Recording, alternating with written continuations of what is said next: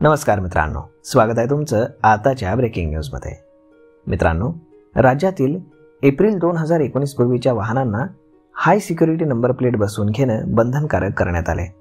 मात्र आतापर्यंत 1.5 कोटी जुन्या वाहनांपैकी सुमारे 1 लाख वाहनांनाच नवीन क्रमांकाची पाटी लावल्याचं निदर्शनास आलंय।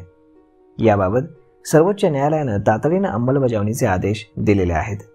या आदेशानुसार वाहनधारकांनी 31 मार्च पूर्वी हाय सिक्युरिटी नंबर प्लेट न लावल्यास 1000 रुपयांचा दंड आकारण्याचा निर्णय प्रादेशिक परिवहन विभाग म्हणजेच आरटीओनं घेतलेला आहे आणि हा दंड 10,000 रुपयापर्यंत देखील वाढवला जाऊ शकतो अशी माहिती देखील आरटीओनं दिलेली आहे।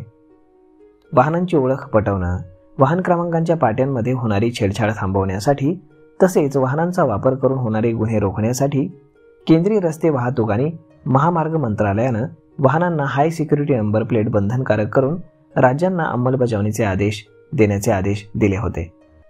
तर राज्यामध्ये आरटीओच्या नोंदणीनुसार एप्रिल 2019 पूर्वी तब्बल 1.5 कोटी जुने वाहनं शिल्लक आहेत।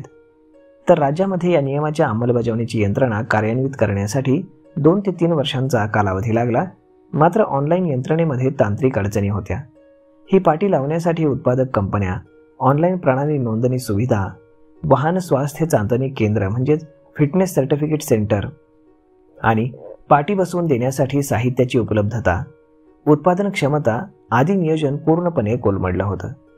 संकेतस्थळावरती नोंदणी करणाऱ्या वाहनधारकांना वेळ उपलब्ध होऊ शकला नव्हता, त्यामुळे काही काळ ही सुविधा बंद करण्यात आली होती।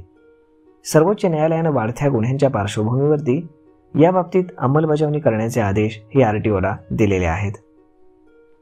याबाबत राज्याचे परिवहन आयुक्त विवेक भीमनवार म्हणाले की सुरुवातीच्या काळामध्ये तांत्रिक अडचणी आल्या होत्या, मात्र या तांत्रिक अडचणी आता दूर करण्यात आलेल्या आहेत।